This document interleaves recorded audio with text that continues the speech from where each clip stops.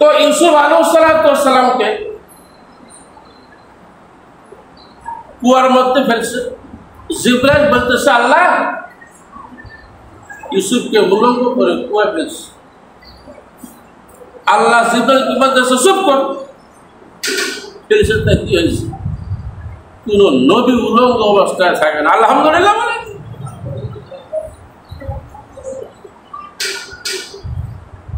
ইউসুফের একটা জান্নাতি জামা পরাই দিল। জিবরাইল বলতেছে আল্লাহ জান্নাতি জামা কোথায় পাবো? বসে আছে একটা জান্নাতি জামা আছে, ইউসুফের সাথেই আছে, আলহামদুলিল্লাহ। কার সাথে আছে? ইউসুফের সাথে একটা জান্নাতি জামা আছে। এটা কোন জামা বলবো? বলবো হযরত ইব্রাহিম আলাইহিস সালামকে যখন নমরুদ আগুনের মধ্যে দিয়েছিল 40 দিন ধরে বাইরে, তখন আল্লাহ সুবহানাহু ওয়া তাআলা আল্লাহ তার জান্নাত থেকে জিবরাইলের দ্বারা একটা জামা দিয়েছিলেন, আলহামদুলিল্লাহ বলেন। এই জামাটা ওয়াটার প্রুফ নয়, এই জামাটা বুলেট প্রুফ নয়, এই জামাটা এর ভিতর দিয়ে আগুন প্রবেশ করবে না, আলহামদুলিল্লাহ বলেন। এমন একটা জামা দিয়েছিল।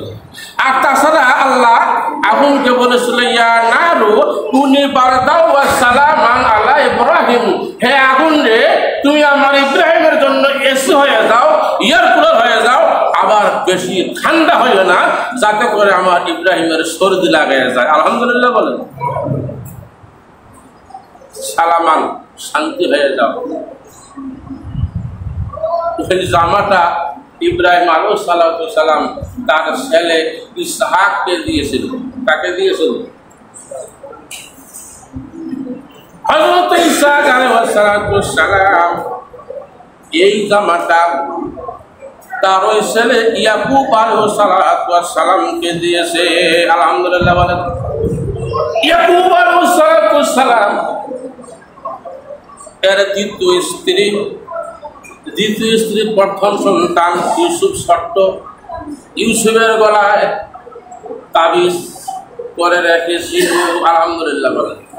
এটি এমন একটা জামা এইভাবে মুড়িয়া ছোট্ট হয়ে যায়। কি হয়ে যায়? জামাটায় মুড়িয়া একেবারে ছোট্ট হয়ে গেছে।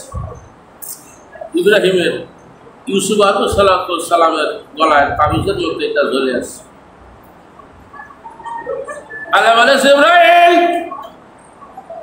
যাও, আমার ইউসুফের গলার মধ্যে একটা ওই যে তাবিজ দেখা যায়, তাবিজ না রে ইব্রাহিম, একটা টান মারো, বড় একটা পাঞ্জাবি হয়ে যাবি, আলহামদুলিল্লাহ বলে।